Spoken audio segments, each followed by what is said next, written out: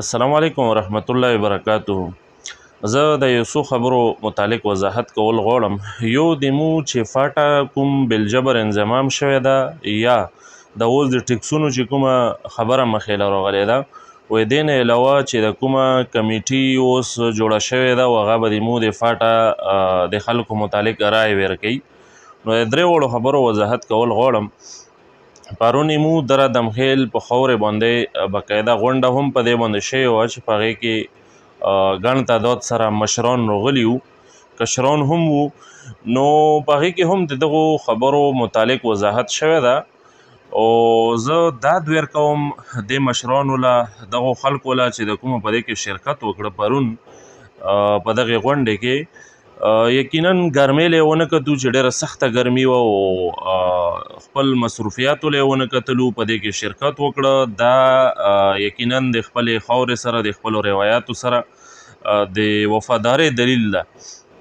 نو زه به دا وایم، یو خو اول نمبر خبره د فاټا بالجبر انضمام شو، نو هغې کې خو د مو ټولو چې څوک هم یعنی ځان له قبایلي یی او ځان قبایلي ګڼي، د ټولو دا خبره ده چې کوم په 1947 کې د مو مشرانو د جناح صاحب سره چې کوم معاهدې شوي دي یا په کومو معاهدو باندې د دغو علاقو الحاق شوی ده، نو مو هغه کاغذ باندې هغه معاهدو باندې مو بالکل قایم یو، پرې ودرېدلي یو او مو د حکومت نه هم د اپیل کوو چې د مو سره په هغه معاهدو باندې او هغه کاغذ باندې وچلېږه و هغې مطابق د مو سره مزل وکړه او د مو د فاټا چې کوم زوړ او آزاد حیثیت و هغه بحال کا، او چې کوم یعنی د جبري طریقې باندې د فاټا انضمام شوی ده، نو دا بالکل دغه مو مسترد کړی ده، بلکې مو خود مسترد کړی چې کوم خلک یې مخکې حمایتي وو هغه هم اوس پرې پښیمانه دي،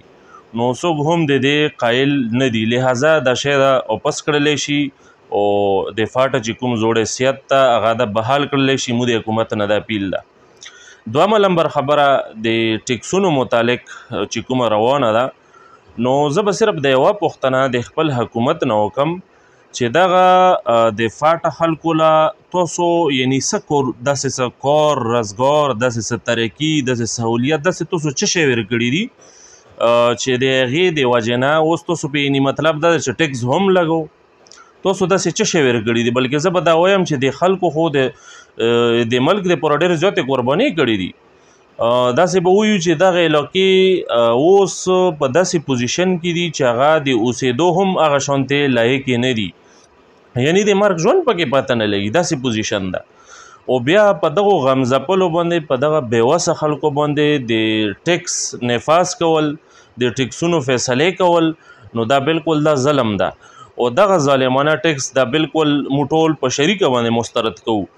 نو دا خو د ټکسونو متعلق خبره شوه. مو د حکومت نه دا اپیل کوو چې د ټکس والا خبرې، د ټکس کومه فیصله ده دا واپس واخله. دا خو دا خبره شوه. وې سره چې د کومه کمیټي اوس جوړه شوې ده چې هغه به د مو د فاټا متعلق رایې ورکوي، نو د دې متعلق هم مو دا خبره کوو، علل اعلان یې کوو چې په دغې کمیټې کې د مو د قبایلو خلک چې نه وي او بالخصوص د مو چې فاټا لویه جرګه کومه ده چې هغه د دغه ځای د روایاتو نه خبره ده او هغه یعنی یوه ترجمانه جرګه ده، ترجماني کوي د قبایلو، نو د دغې والا ممبران، د دغې مشران په دې کمیټې کې موجودګي دا ضروري ده. به صورت دیگر دغه کمیټي د قبایلو لا بالکل هم قابل قبوله نه ده، نو دغه خبره هم واضحه ښه ده.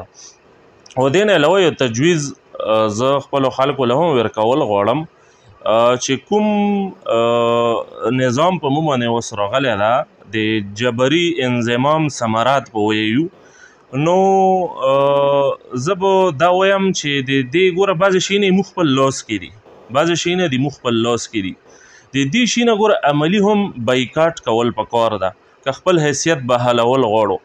نو پکار ده چې د قومونو مشران د خلک رایوځای شي، راغونډ شي، داسې یو آیین ولیکي، داسې یو لایحه عمل جوړ کړي چې هلکه هر هغه کار نه به مو تاسو ځان ساتو چې د هغې سره دغه نظام له تقویت میلویږي یا راباندې مضبوطیږي.